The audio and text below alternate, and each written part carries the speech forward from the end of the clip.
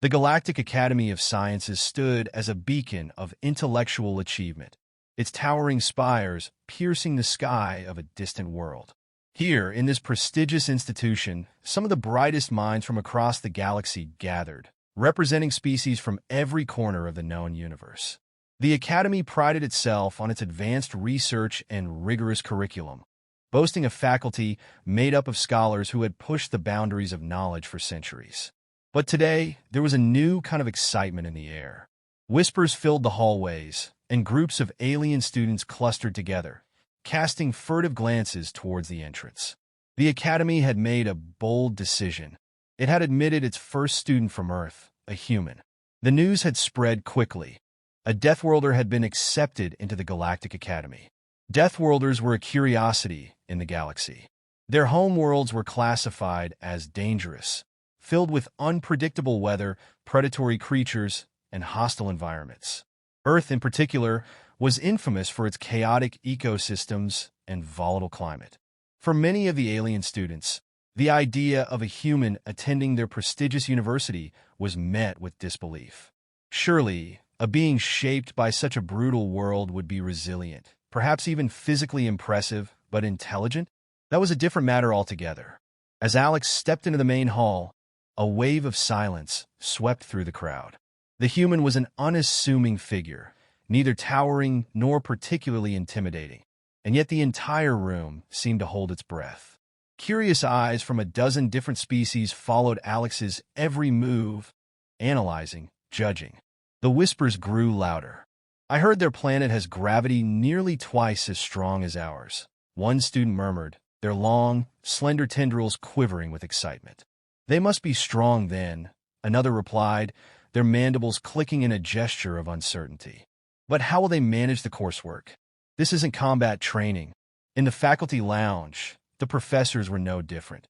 They watched Alex's progress through the Academy's security feeds, exchanging skeptical glances. "A Deathworlder," one professor muttered, their multiple eyes narrowing. "Strong, perhaps, but this is a place of higher learning. I doubt they'll last a semester." The first lecture Alex attended was Advanced Interstellar Mathematics, a subject that required a deep understanding of galactic systems and theories developed over millennia. The hall was vast, filled with students from species known for their intellectual prowess. Alex took a seat in the middle, seemingly unfazed by the alien faces surrounding them.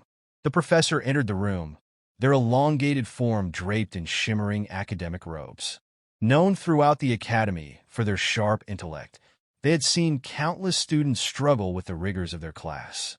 Today, they had decided to start with a classic challenge, the Zalvanar conundrum. It was a problem that had stumped the galaxy's finest minds for over 1,000 years, an enigma woven into the fabric of mathematical theory itself. "Today, we begin with a tradition," the professor announced, their voice echoing through the hall. "The Zalvanar conundrum, an unsolvable puzzle, or so it has been for the past millennium. It serves as a reminder of our limitations, a lesson in humility for those who believe they can master the universe's complexities." The alien students nodded knowingly. They had seen this problem before, knew the story behind it. It was not presented to be solved. It was presented to illustrate the limits of current knowledge. A few students leaned back, prepared to enjoy the spectacle of the new human's confusion. The professor's eyes, each set on a stalk that moved independently, scanned the room and landed on Alex. A thin smile spread across their features. "I suspect this may be quite challenging for our new student from Earth," the professor remarked, their tone condescending. The comment drew a few chuckles from the crowd, but Alex's expression remained impassive. Leaning forward slightly, Alex began to study the problem projected on the hollow board. It was a mess of intricate symbols and equations, a challenge designed to confound even the most experienced mathematicians. The human didn't react immediately, simply listening and watching as the professor explained its history and significance. To the aliens in the room, it was unclear whether Alex was lost or simply absorbing the information. They couldn't read the human's expression, and the silence stretched on as the professor's voice droned. But there was something about the way Alex's eyes moved, a sharp, calculating glint that hinted at something more. For now, though, the room remained skeptical. What could a Deathworlder possibly understand about a puzzle that had humbled the greatest minds of the galaxy for generations? The professor continued to pace at the front of the lecture hall, their elongated form casting shifting shadows as they spoke. The Zalvanar conundrum was not just any problem. It was a fixture of academic lore, a puzzle ingrained in the very fabric of the Galactic Academy's history. Over the centuries, entire lifetimes had been devoted to deciphering it. Scholars from a dozen different species had approached it, each bringing their own unique logic and computational methods, yet all had failed. This problem, the professor intoned, is a testament to the limitations of our collective knowledge. It has been discussed at length in every major academic conference, featured in countless dissertations, and still, it remains unsolved. It serves as a reminder that even our brightest minds can be humbled by the universe's complexities. The alien students nodded solemnly. They had heard this lecture before. It was a rite of passage for anyone studying interstellar mathematics. The Zalvanar conundrum wasn't introduced to be solved, but to illustrate the boundaries of understanding. The professor cast a sweeping glance across the room, their eyes settling on the human, Alex, sitting quietly in the middle row. Now, the professor continued, almost mockingly, I open the floor to suggestions. Perhaps one of you will offer a novel approach today. It was a rhetorical question. The professor knew no one would solve it. They were simply indulging the tradition. Several alien students raised their hands, each proposing different ideas. A Serovian student with bioluminescent tendrils suggested a new quantum approximation. The professor dismissed it with a wave. Already attempted in the last century, they said flatly. A Jellian student with translucent skin proposed a multidimensional analysis using their species' specialized hyperspace logic. A creative idea, the professor acknowledged, but it was disproven 200 years ago. The atmosphere in the room shifted from curiosity to resignation. The students settled back in their seats, recognizing this part of the lecture as a mere exercise in futility. The professor smirked, savoring the perplexed expressions of the class. Then, unexpectedly, Alex raised a hand. The room fell into a stunned silence. The professor blinked, their many eyes momentarily frozen. They hadn't anticipated this. With a condescending smile, the professor gestured towards Alex, inviting them to speak. Ah, our guest from Earth has a suggestion? Do go on. Alex stood up, their expression calm and focused. I believe the problem can be approached differently, the human said. Instead of using the well-established methods employed by alien scholars, Alex began outlining a solution based on chaotic mathematics, a field heavily influenced by Earth's turbulent weather patterns and geological unpredictability. The explanation flowed seamlessly, blending concepts of Earth's natural chaos theory with a unique form of pattern recognition. Alex described using recursive feedback loops and stochastic modeling, tools often developed by human scientists to predict seemingly random phenomena on their homeworld. It was a method shaped by necessity. In a world where survival often depended on understanding unpredictable variables, humans had learned to think outside the rigid constraints of conventional logic. The room was utterly silent. Alien students exchanged confused glances, unable to follow the strange yet oddly compelling logic of the human solution. It was unlike any approach they had heard before. The professor's smirk vanished, replaced by a look of genuine confusion. Their eyes narrowed, focusing intently on the hollow board as Alex finished the explanation and sat back down, seemingly unaware of the ripple of shock spreading through the lecture hall. The professor stared at the symbols and equations Alex had written out. For a long moment, they were silent, scrutinizing every detail. Then, almost mechanically, the professor activated the holo display, running the solution through a series of complex calculations and verification tests. The entire room watched, breath held, as the tests were conducted in real time. One by one, the results came back positive. The holo display flashed green, indicating success. The equations balanced perfectly. The solution was correct. The professor's many eyes widened, darting across the holo display as if searching for a mistake, an error, anything to explain this impossibility. But there was none. The Zalvinar conundrum, the unsolvable puzzle that had stumped the galaxy's greatest minds for over 1,000 years, had just been solved by a human. The silence stretched on, heavy and tense. No one moved. No one spoke. It was as if the entire room had forgotten how to breathe. Finally, the professor stepped back, their expression a mix of disbelief and something else. Fear, perhaps, or awe. The impossible had happened, and the one who made it possible was a Deathworlder. A being from a planet the galaxy had deemed too chaotic, too harsh, for true intellectual sophistication. The moment the verification test results flashed green on the holo display, the entire lecture hall erupted into chaos. The professor, who had moments ago worn a smug expression, was now pale and visibly shaken. Their multiple eyes darted frantically between the equations on the board and the results on the holo display, as if trying to will an error into existence. But there was none. "I need to verify this," the professor stammered, their voice cracking. Without another word, they turned and hurriedly exited the room, the tails of their academic robes fluttering behind them. The sound of the door closing echoed through the stunned silence that followed. The alien students were left in disarray, a cacophony of whispers filling the space where moments before there had been tense anticipation. The Zalvinar conundrum was a problem they had been taught to revere as unsolvable, a benchmark of the galaxy's most profound intellectual challenge. That a human, a Deathworlder of all beings, had solved it was unthinkable. "This has to be a trick," muttered a green-skinned Olean student, their fronds twitching nervously. "It's impossible. It can't be right," agreed a friction with shimmering scales, their tone filled with disbelief. "No one has been able to solve it for 1,000 years. How could a human do it?" Yet among the skeptics, there were those whose eyes shone with something different: admiration, even awe. They had witnessed Alex's calm, methodical approach, something they had never seen before. For some, it was a humbling realization. The universe was far bigger and more complex than they had imagined, and so too, perhaps, were the capabilities of humanity. By the time Alex gathered their belongings and stepped out of the lecture hall, the news had already spread like wildfire across the university. A crowd had formed, a mix of students and faculty, all jostling for a glimpse of the human who had done the impossible. Whispers rippled through the gathering. "That's the human," someone whispered. "They solved the Zalvinar conundrum. How could it be? They're from a death world."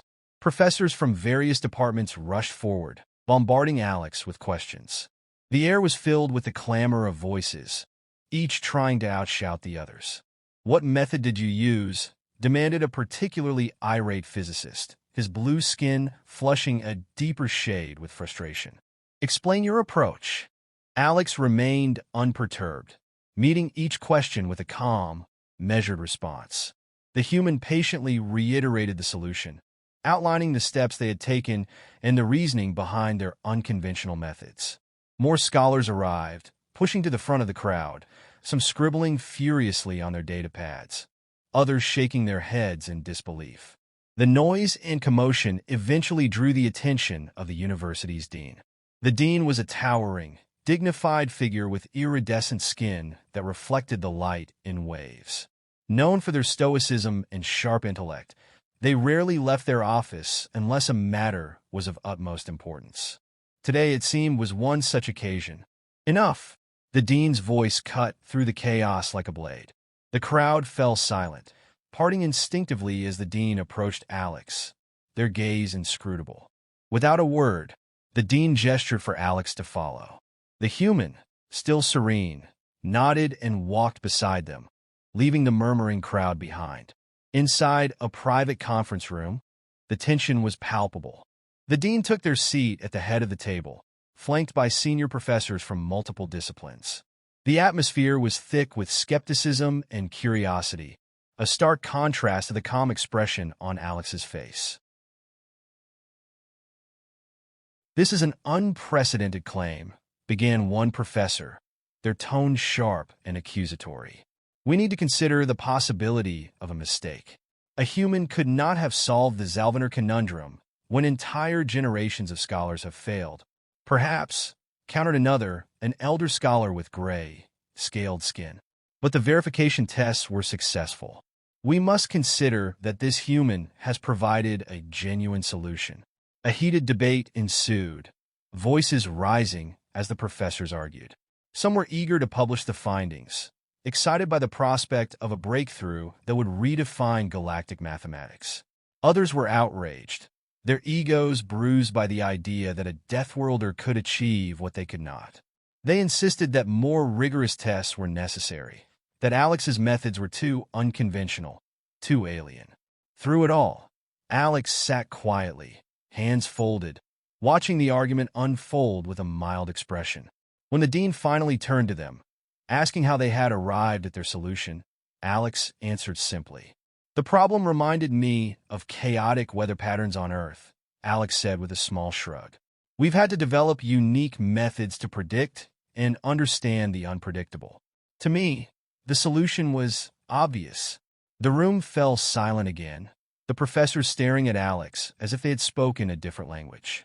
The idea that a mathematical conundrum, unsolvable for 1,000 years, could be obvious was almost insulting to their collective pride. Yet there was no arrogance in Alex's tone, only a matter-of-fact honesty that made it even more disarming. The dean, sensing the gravity of the situation and the potential upheaval these events could cause in the academic world, made a swift decision. "We will need to verify the solution independently," the dean announced. "A panel will be assembled at once.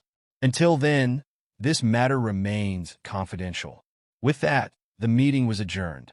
The professors filed out, some grumbling, others deep in thought. Alex was left alone in the conference room, staring out the large window as the sun dipped below the horizon of the alien world, casting long shadows across the room. For the first time, the light of the setting sun made Alex's calm, composed face look almost serene, as if they had already seen 1,000 storms like this and had learned long ago how to weather them. The verification process was exhaustive. A panel of the galaxy's most distinguished experts was assembled to scrutinize Alex's solution to the Zalvanar conundrum. The panel consisted of mathematicians from species known for their analytical prowess, including the meticulous Elvarians, whose neural structures allowed them to process equations faster than any supercomputer, and the Hive scholars, a collective intelligence known for their unparalleled logic. For several days, the university buzzed with tension. The verification was carried out in complete secrecy, but that didn't stop rumors from spreading. Students and professors alike speculated wildly about the outcome.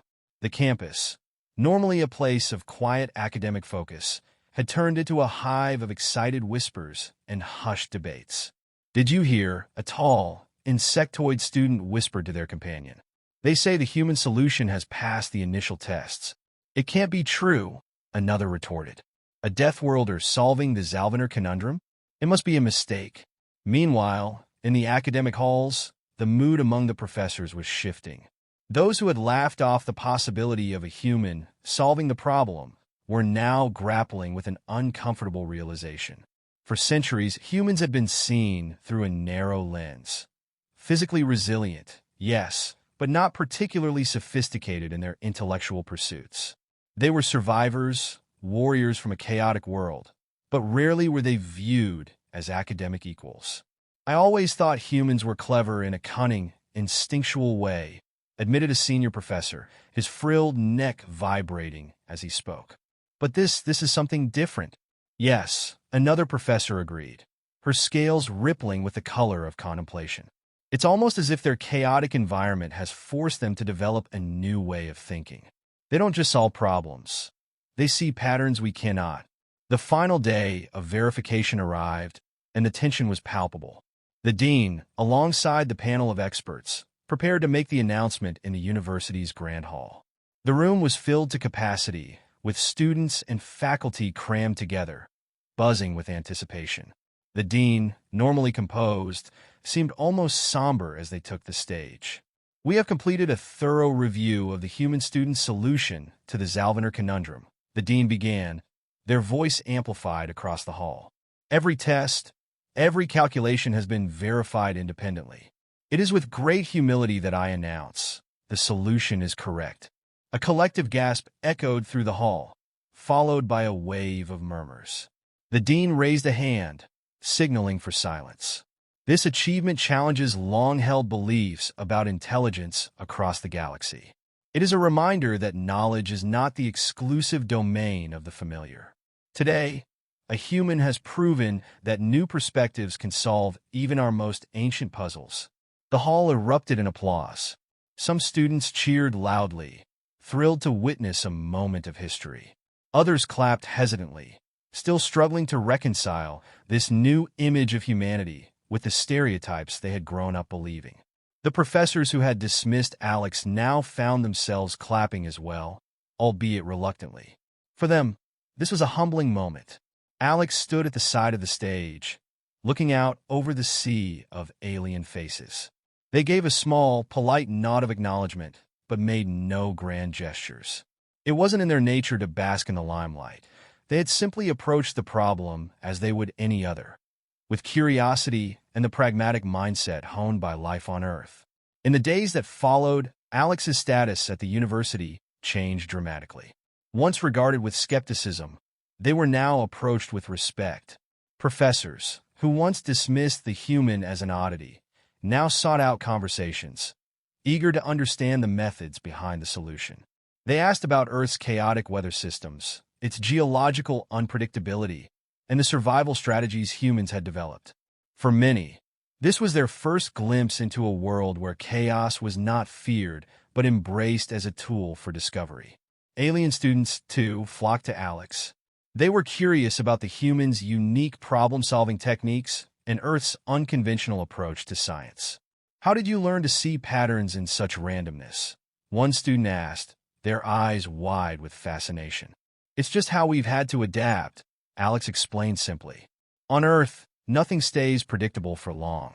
We learn to look at problems from angles others might not consider." And so, the story of the human who solved the Zalvanar conundrum spread far beyond the university. It became a tale retold across the galaxy, a symbol of humanity's surprising potential. No longer were humans seen merely as the rugged survivors of a death world. They were now recognized as creative thinkers, able to draw insights from places others had never thought to look. As Alex walked through the university halls in the days after the announcement, the glances they received had changed. Where once there had been skepticism, now there were nods of respect. Conversations that once ended in condescension now began with genuine curiosity. The legend of the Deathworlder who solved a 1,000-year-old problem was born, and with it, a new understanding of what humanity could offer the galaxy. Alex, ever humble, continued their studies as if nothing had changed. But everyone knew the truth. The galaxy's perception of humans had shifted, and it all began with a single, unexpected solution.